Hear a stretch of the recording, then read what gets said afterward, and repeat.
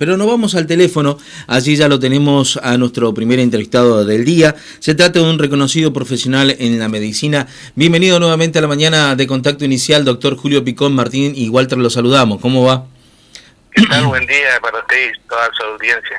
Bueno, doctor, nuevamente con usted para repasar un poquito cómo está la actividad allí en el Hospital Perrando, cómo vienen trabajando ustedes, la mayoría de los profesionales y bueno, en qué situación se encuentra hoy por hoy nuestro COVID, chaqueño. Y bueno, realmente la situación epidemiológica en nuestra provincia, a pesar de que suele tener altibajos en el cual aparecen un incremento en los casos, tiende a tener una relativa estabilidad, digamos, tanto en los casos de nuevos. No obstante, por ahí preocupa el índice de letalidad, ya que empiezan a aparecer muertos sí. Por COVID, que en realidad son pacientes que no es que por más que fallecen ahora, son pacientes que ya tenían una internación de larga data. Entonces, por complicaciones no solamente de la misma patología, sino de enfermedades preexistentes, fallecen e incrementan el índice de letalidad. Exacto, doctor. Exacto. Y esta estadística que se da, justamente se da en qué segmento o en qué, en qué margen de edades se está dando justamente lo que más afecta a COVID y sobre todo a estos pacientes con comorbilidad. No, hoy por hoy convengamos de que es una enfermedad nueva, de que empiezan a aparecer y preocupan, digamos, las complicaciones en pacientes que por ahí están por debajo de la línea de riesgo, o sea, se considera la línea de riesgo paciente mayor de 60 años, hipertenso, con EPOC, inclusive ahora se agregó el tema de la obesidad como factor de riesgo. Y bueno, obviamente, por ejemplo, el factor de obesidad se da en pacientes menores de 60, inclusive pacientes relativamente jóvenes como 40 o 50 años. Correcto, doctor. ¿Y cómo está trabajando el hospital? ¿Está teniendo los servicios activos? ¿Están teniendo los insumos? ¿Cómo está la situación, doctor? Coméntenos. El tema de los insumos y el tema de los servicios, tiene una particularidad que es el tema del recurso humano. O sea, que es lo más costoso y lo más difícil. Convengamos que esta situación ya se viene repitiendo hace mucho tiempo, pero con el tema por ejemplo, que hay profesionales que son de Corrientes, que se dificulta su traslado hacia la provincia, hay personas profesionales que están con certificado médico, y eso hace resentir el servicio. Entonces, ¿qué es lo que sucede? Muchas veces se sobrecarga el trabajo en los profesionales que están concurriendo, que es lo que, justamente había yo explayado en una carta que se viralizó, digamos, porque en realidad el tema es así. Fíjese, yo hago guardia en el Hospital Perrando, también estoy haciendo guardia en el Hospital de Barranquera, también estoy haciendo guardia en un centro de salud de 24 horas que es Villa Libertad. O sea, y uno hace guardia por varios motivos, no solamente por una cuestión económica, porque obviamente son guardias pagas, y uno tiene que hacer esas guardias porque realmente la cuestión económica se siente. Fíjense que hoy por hoy las guardias representan casi el 50% de mi sueldo. Sí. O sea, entonces, y a su vez se sobrecarga porque uno siempre son las mismas figuritas que están girando en el tema del sistema sanitario. O sea, ahora recién están ingresando los residentes, que están haciendo inclusive, fíjese, el mes de octubre, principio de octubre, están ingresando los residentes que antes entraban finales de mayo. Entonces recién se está haciendo el recambio generacional y con toda esta situación de pandemia, a su vez se sobrecarga el trabajo en los profesionales y además de que hay profesionales, tanto médicos como enfermeros, que que se contagian, y obviamente ese profesional contagiado es un profesional menos en la atención. Exactamente, y aparte también todo su equipo, ¿no? Tenemos entendido que ustedes trabajan de manera organizada para que tanto profesionales, asistentes, enfermeros, camilleros, bueno, personal de limpieza trabajen en un sector y de un determinado horario, cosa que si surge justamente desde ese núcleo de trabajo algún infectado de COVID, se interrumpa ese equipo y lo suplante otro, ¿no? ¿Es así? Claro, sí, se trabaja así de esa manera. Pero por eso le digo, por más que se tenga los equipos de protección personal, muchas veces también se entra en una falsa sensación de seguridad. ¿Por qué? Porque yo me voy al hospital, me pongo el lambo, el camisolín, el barbijo, el gorro, todo, y después cuando salgo me tengo que integrar a la actividad social. Y claro, obviamente en la actividad social por ahí uno se descuida y muchas veces se contagia. O sea, exacto, no necesariamente el profesional que se contagie o se pudo haber contagiado en la unidad COVID, le quiero decir, porque muchas veces se tiene mayor cuidado, ¿entiendes? Esto yo le pongo, por ejemplo, yo siempre lo ejemplifico de la siguiente manera. Yo soy cirujano, sí, y si yo sé, por ejemplo, que un paciente es HIV positivo, tengo muchísimo cuidado, me pongo quizás doble guante y tengo mucho cuidado en el manejo de los fluidos sanguíneos, por ejemplo. Sí. Pero sí, muchas veces en la guardia vienen pacientes heridos, cortados, y yo no tengo ni idea si son o no HIV. Sí. Y en esos pacientes por ahí me descuido en el cuidado, ¿entiendes? Y bueno, entonces muchas veces por ahí viene el contagio. Perfecto. Doctor, ¿qué le sugiere a usted la siguiente frase que dijo la OMS cuando dijo que esta pandemia podría, digamos, superar, digamos, los límites establecidos hoy por hoy, como lo conocemos la mayoría de la sociedad, como pandemia, y estamos luchando contra eso, y se podría transformar en una endemia, es decir, vivir con ella como vivimos con el HIV, como vivimos con el cáncer y otras patologías? ¿Qué le sugiere esos informes y qué pensamiento tiene usted al respecto? Y mire, realmente, lamentablemente va a ser así. Esta enfermedad llegó para quedarse. Fíjese que situaciones en otros países, como por ejemplo en España, hoy tenía entendido que Madrid querían cerrar todo. Esta enfermedad está teniendo rebrotes y bueno, hasta que se forme, por decir así, o mejor dicho, hasta que nuestro sistema inmunológico identifique plenamente al virus, o hasta que salga una vacuna, que yo no creo que una vacuna eficaz salga hasta el año que viene, más o menos. Sí. Vamos a tener que convivir con esta situación epidemiológica. Y que le digo, mucha gente dice, bueno, se soluciona el tema del coronavirus, supongamos salga una vacuna el año que viene y todo tranquilo, todo felices, pero vamos a estar siempre con una espada de Damocles, como dice, esperando otro virus, otra bacteria, otro agente que puede llegar a aparecer. O sea, esto es un riesgo, es una cuestión evolutiva. En algún momento siempre va a aparecer algún agente que nos va a hacer trastabillar en el tema de salud.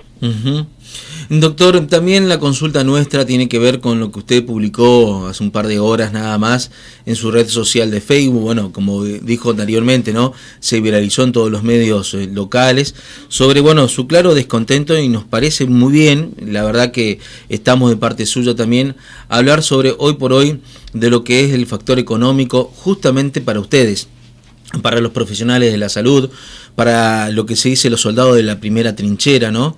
El descontento también viene a raíz del escándalo de este diputado salteño que, bueno, por suerte fue destituido por tener esa grosería delante de la Cámara de Diputados, y bueno, y aprovecharse también de su fuero para hacerlo, teniendo en cuenta que hoy por hoy los valores de sueldo de un diputado no es los mismos justamente de ustedes, los médicos. ¿Y qué reflexión le puede hacer usted a la sociedad y sobre todo a nuestros oyentes sumado justamente el sacrificio y los valores que hoy por hoy pregonamos toda la gente de bien, y que inclusive el mismo presidente de la República Argentina dijo que el valor del mérito no sirve si no hay oportunidades. ¿Qué le puede decir usted a esa gente que piensa así? Mire, realmente a raíz de esta carta que yo lo puse en mis redes y se viralizó, por ejemplo, he recibido llamados de gente y colegas de otros lados, por ejemplo de Entre Ríos y de Santa Cruz, ofreciéndome cuestiones laborales. La verdad que yo le digo, yo ya tengo más de 50 años, no tengo intenciones de irme del lugar que considero mi lugar, ¿entiendes? Sí. Y ese ofrecimiento, más allá de que lo agradezco y que me parece correcto, no es el tema de nivelar para abajo, sino es nivelar para arriba. O sea, yo no estoy pidiendo de que me den guardias o trabajos en Santa Cruz, porque me ofrecieron, por ejemplo, una minera que me doy trabajo 15 días y me pagan 200.000 pesos, ¿entiendes? Sí. Yo lo que quiero es que mejoren nuestras condiciones acá en el Chaco, ¿entiendes? Hace poco se cerraron paritarias con UPCP, qué sé yo, que el 5%, que el 7,8%, y uno realmente mira eso y dice, realmente sí, es irrisoria la el suma aumento por la cual arreglan, por decir así, y entonces por ahí uno lo compara con otros niveles estatales, como por ejemplo, no estoy en contra absolutamente del sistema democrático ni nada, pero uno compara con las cámaras legislativas, con la justicia, y uno se da cuenta que realmente los valores salariales son mucho mayores. Y realmente hay una asimetría y hasta parece injusto, digamos, porque realmente todo el mundo dicen valoramos la salud, aplaudimos todo, qué sé yo, pero a la hora de los bifes eso no se refleja en las cuestiones salariales. Sí, me imagino. Y aparte usted también, que aprovechó su red social y dijo que aquí nomás en la República de Paraguay pagan mucho mejor a un médico calificado como usted y como el resto también de los profesionales de nuestra salud pública, que precisamente un médico de aquí, ¿no? Teniendo en cuenta los valores que hoy por hoy, como usted dice, ¿no? Se suma obviamente a lo que es el costo de vida y sobre todo a lo que es el valor del mérito. Está mi compañero también aquí presente, Walter Daniel Mespulet, que lo va a saludar aquí, doctor. Buenos días, doctor Picón, ¿cómo le va? ¿Qué tal, cómo anda? Bien, mi pregunta va un poquito más dirigida a lo que está sucediendo en el interior del Chaco y ver qué nos puede aclarar usted con la situación que se está viviendo en el Espinillo, justamente, donde según señalan, y Sausalito, donde según señalan algunas fuentes informativas, una mayor cantidad de personal sanitario está contagiado de COVID-19.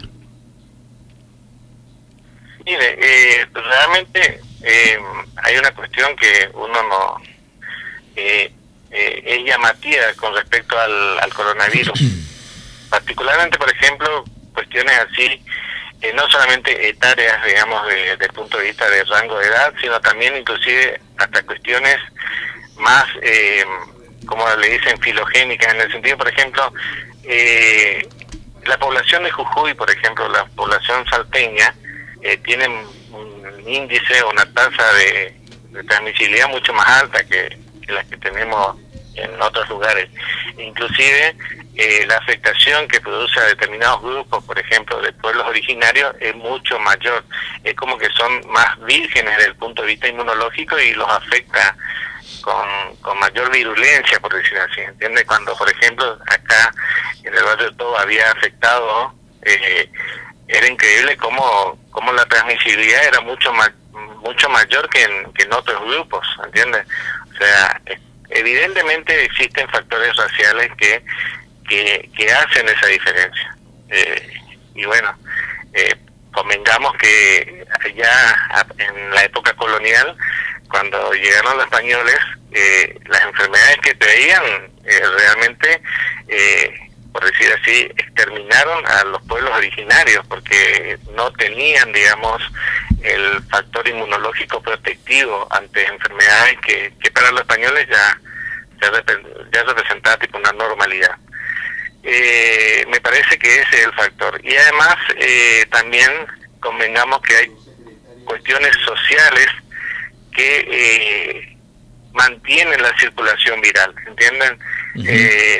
Hay el virus existe, nadie lo niega, pero muchas personas es como que hacen, por decir así, toman cuestiones así conspirativas y que bueno, esto fue diseñado para achicar la población, etcétera, etcétera. Hay tipo una pandemia y bueno, se van replicando.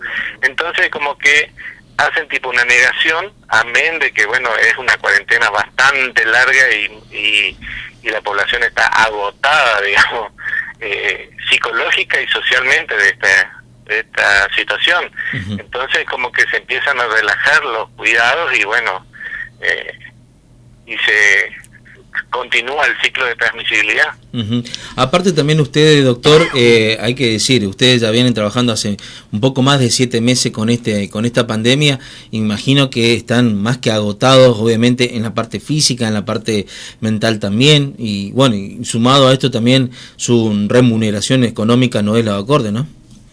Claro, pero a eso es lo que voy. Por ejemplo, yo le digo, cuando comenzó la pandemia, yo le digo, en la guardia